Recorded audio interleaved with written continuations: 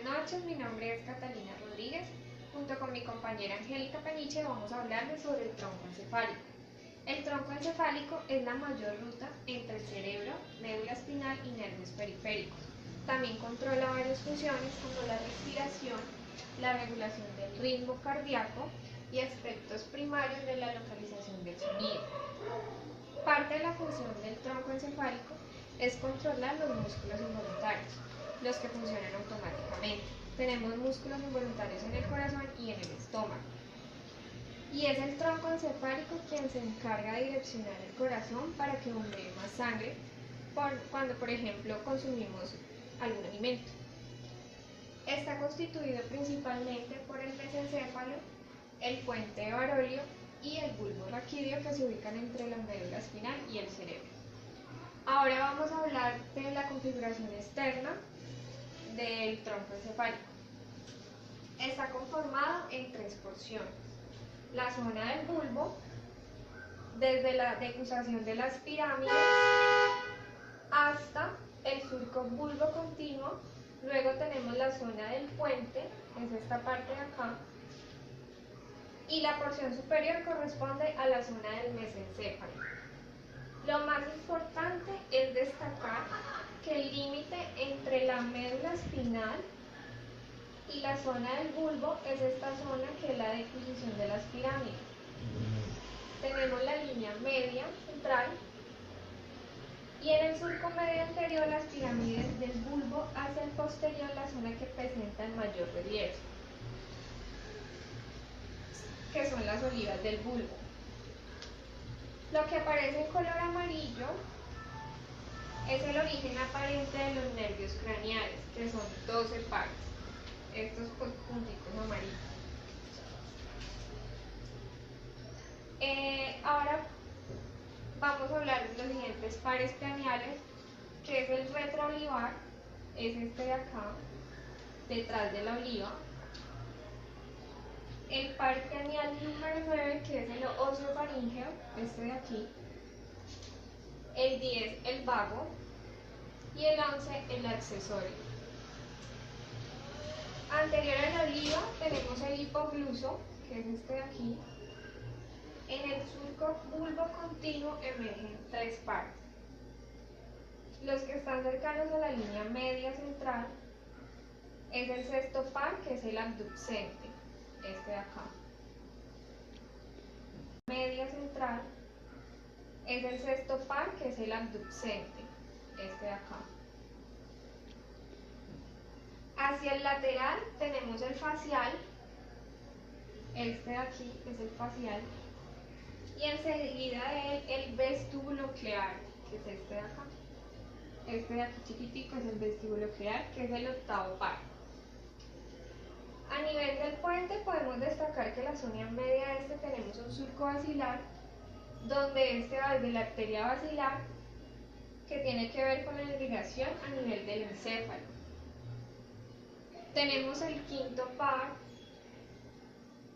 este es el quinto par, que es el trigemino, este de acá.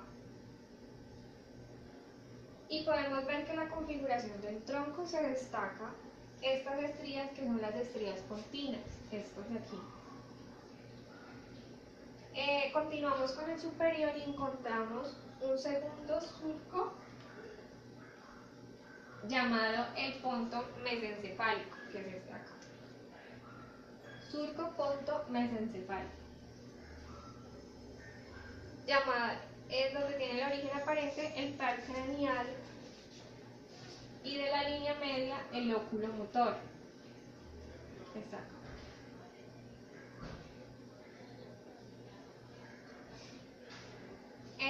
Tenemos por los lados el cuarto par, que es el troclear. Este es el troclear. Este que tiene las líneas verticales se le denomina pedúnculo cerebral, este de acá. A diferencia de la zona a nivel del puente, encontramos los pedúnculos cerebrosos, que son la parte superior de acá. Tenemos el pedúnculo superior e inferior, estos de aquí.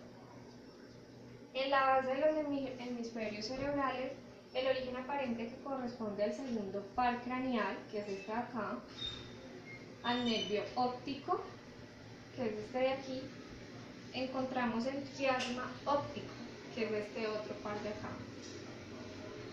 Y esto se le denomina tracto óptico. Esta ha sido toda nuestra configuración externa. Ahora mi compañera Angélica Peniche les va a hablar sobre las funciones.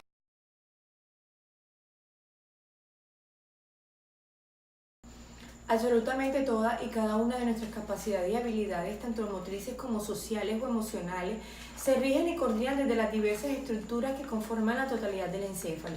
Uno de estos sistemas son las estructuras subcorticales del encéfalo, las cuales poseen desde funciones en el sistema motor como en el desempeño de habilidades sociales o en la regulación de las emociones.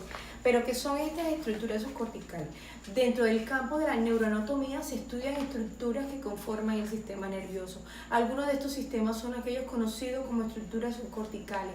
El sistema o estructura subcortical está localizada en ambos hemisferios cerebrales. Está compuesta por aquellos centros cerebrales que se ubican entre la sustancia blanca, situándose cerca de la región lateral y vertical de los ventrículos laterales. Como se mencionaba anteriormente, la estructura subcortical está conformada por diferentes núcleos, concretamente por 4: el hipocampo, el cerebelo, la amígdala y los ganglios basales, cada uno de ellos con una localización y funciones específicas, porque en el caso de lesión la persona experimentará una disminución significativa en toda una serie de capacidades y habilidades psicológicas y mentales en general. En primer lugar tenemos el hipocampo. El hipocampo es una de las principales estructuras cerebrales. Este pequeño órgano, ubicado en el lóbulo temporal intermedio y con una forma que se asemeja a la de un caballito de mar, es una de las partes más importantes del sistema límbico. Tradicionalmente, el sistema límbico se ha asociado a la regulación de las emociones, mientras que en el hipocampo posee un papel fundamental en los procesos de memoria, especialmente en la memoria a largo plazo y en la navegación espacial. Cumple una función fundamental en los procesos de memoria, por lo que cualquier tipo de daño o lesión en él puede ocasionar un importante menoscabo en la memoria, sobre todo a la hora de generar nuevos recuerdos. Por ejemplo, en la enfermedad de Alzheimer, los daños hipocampales provocados por la neurodegeneración son uno de los primeros síntomas en aparecer, provocando un inicio de desorientación y el problema leves de memoria. Por otro lado, tenemos al cerebelo.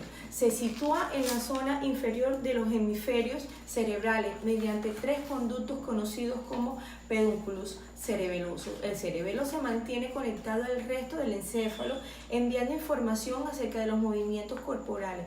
Además, su trabajo en colaboración con los ganglios basales hace posible el funcionamiento del sistema sensorio-motor. A grandes rasgos, el cerebelo posee 2 funciones primordiales. El 1, desarrollo del aprendizaje motor y control de los movimientos adquiridos mediante la creación de patrones neurales que lo convierten en movimientos mecanizados. El otro es la corrección de los errores en los movimientos mediante retroalimentación.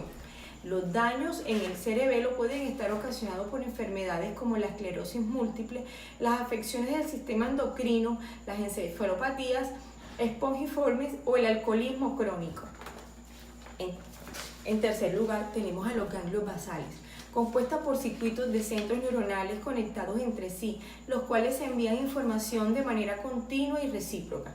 Además, estos centros localizados, la base cerebral tiene la capacidad de unir las regiones inferiores del encéfalo con el tronco y la médula espinal con las superiores situadas en la corteza cerebral. Los diferentes centros que conforman la totalidad de los ganglios basales son globo pálido, núcleo acumbe, núcleo caudo, putamen y núcleo lenticular.